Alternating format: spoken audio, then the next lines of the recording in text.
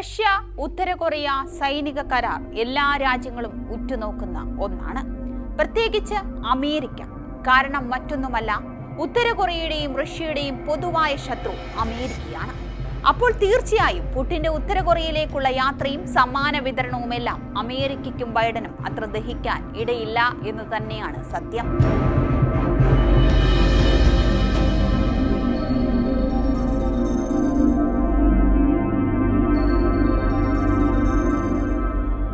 Kim കൈ നിറയെ ആയുധം റഷ്യയ്ക്ക് നൽകി വിട്ടതെല്ലാം ബൈഡന്റെ നെഞ്ചെടുപ്പ് വർദ്ധിപ്പിച്ചിട്ടുണ്ട്. ഇനി ഉത്തര കൊറിയ റഷ്യ കൂട്ടുകെട്ട് ശരിക്കും അമേരിക്കയ്ക്ക് ഭീഷണിയാണോ? അങ്ങനെയെങ്കിൽ അമേരിക്കയുടെ നീക്കം ഇനി എന്താകും? ഇതിനെല്ലാം പിന്നിൽ ആരാണ്? വിശദമായി നോക്കാം. ഞാൻ ലക്ഷ്മി. ശീതയുദ്ധത്തിന് ശേഷമുള്ള ഏറ്റവും ശക്തമായ പങ്കാളിത്ത കരാറിൽ ഒപ്പുവെച്ചിരിക്കുകയാണ് റഷ്യയും ഉത്തര കൊറിയയും. റഷ്യൻ പ്രസിഡന്റ് വ്ളാഡിമിർ പുടിനും ഉത്തര കൊറിയൻ നേതാവ് കിം ജോങ് ഉന്നും ബുധനാഴ്ചയാണ് കരാറിൽ ഒപ്പുവെച്ചത്.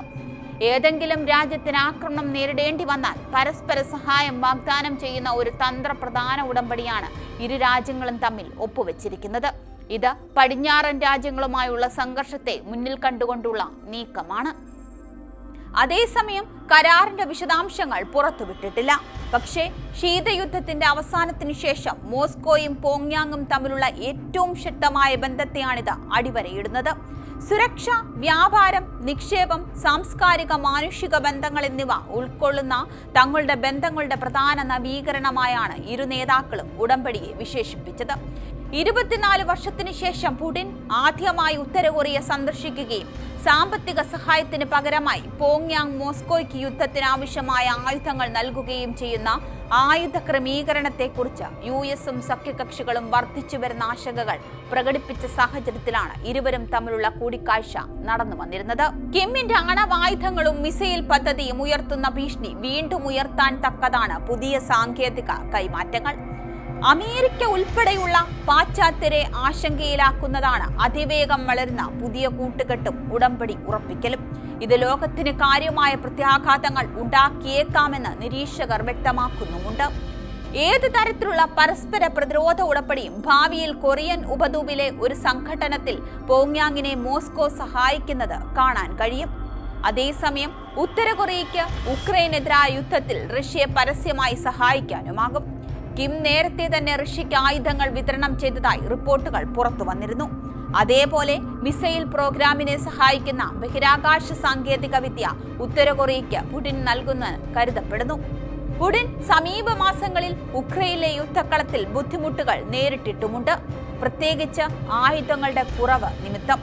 സെപ്റ്റംബറിൽ കിം റഷ്യ സന്ദർശിച്ചപ്പോൾ അവരുടെ അവസാനത്തെ മുഖാമുഖം കൂടിക്കാഴ്ചയിൽ സൈനിക സഹകരണത്തെക്കുറിച്ച് ഇരുവരും ചർച്ച ചെയ്യുകയും ആയുധ ഇടപാട് നടത്തിയതായി സംശയിക്കുകയും ചെയ്തിരുന്നു.